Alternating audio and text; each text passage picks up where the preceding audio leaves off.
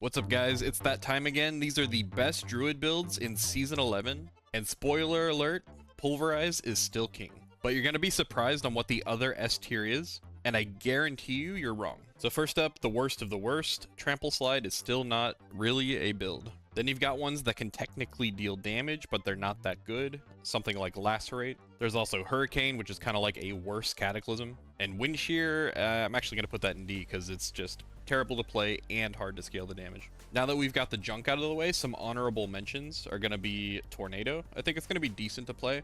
Not going to be the strongest build, but definitely playable. Same deal for Lightning Storm, but I would actually rank it under Tornado because Tornado can at least use Zon Rune and get some overpowers. And then Stone Burst, I honestly don't even want to put it in B necessarily. I'd say more of like a C tier. I've just never been a big fan of Stoneburst. Now, the large majority of builds are going to be in the A tier. And honestly, that's a pretty good thing because they should be able to clear pretty much all the content in the game. But only some of these are probably going to break past Pit 100. So first off, I've got my feel-good pick, which is Cataclysm. This is just a really nice build if you want to kind of cruise through the game and just kill everything around you, not have to worry too much about pressing buttons. There is a little bit of a setup on it whenever you first get into an area, so that can be slightly annoying, especially if you're not used to it. But once you get that down, it's just a really casual build to play. Next up, we've got our ASMR picks, which is going to be our Earth Spike and our Landslide. Both of these are really fun to play because they've got really good sound effects, and they're both actually fairly strong. They do both suffer a little bit from not being able to move while you're attacking, but definitely some solid picks. And they're Werebear form, which means that you're going to have a lot of survivability. Then we've got Boulder, which is another good Earth skill, and I think this one's actually going to be a little bit better.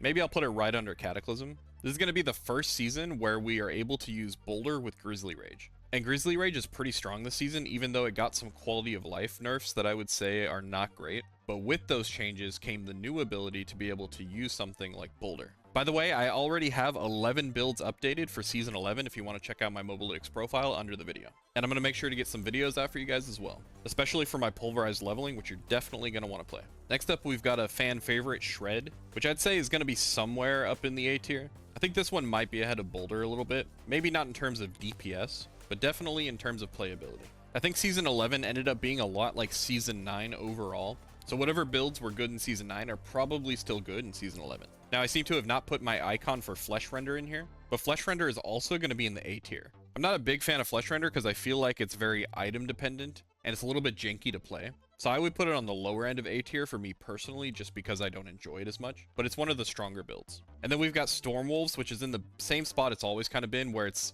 kind of like a meta build in terms of the damage, but the quality of life drags it down.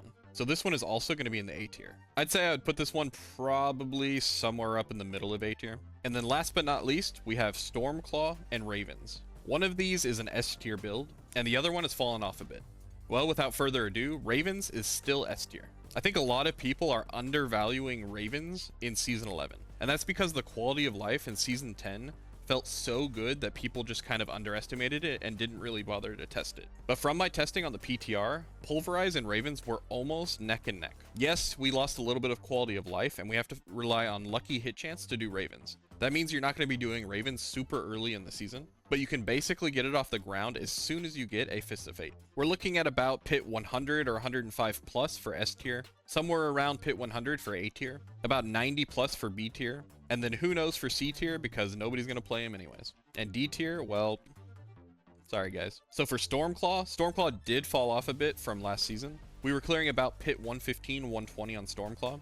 I would say that it could still fall in the end of A tier, and maybe I'll be surprised. But for now, I'm going to drop it to B tier, and we'll see what happens. Unfortunately, there was a bug with the Melted Heart of Sea League on the PTR, so any builds that relied on stacking Spirit, such as basic skills or Cataclysm, I didn't get to properly test, so I can only speculate. But there is a possibility for Stormclaw if Melted Heart of Sea League works well enough, because Stormclaw has a unique ability, different from almost every other skill, where you can generate Spirit extremely quickly, and that could make us very tanky and do a lot of damage if we use Melted Heart of Sea League. But we're going to have to see what we can actually put together. If there's any builds I missed, make sure you comment below and ask about them. And let me know what builds you're most interested in for Season 11. I'm going to be playing a lot of PoE 2 Druid, So I may not get a chance to play every build this season on D4, but I'm still going to make sure to update my guides as new information is tested and comes out. And of course, I'm going to drop some videos for my different guides. But if you want access to those guides right now, click on the link underneath the video, and you can scroll through and find any of my Season 11 guides right now.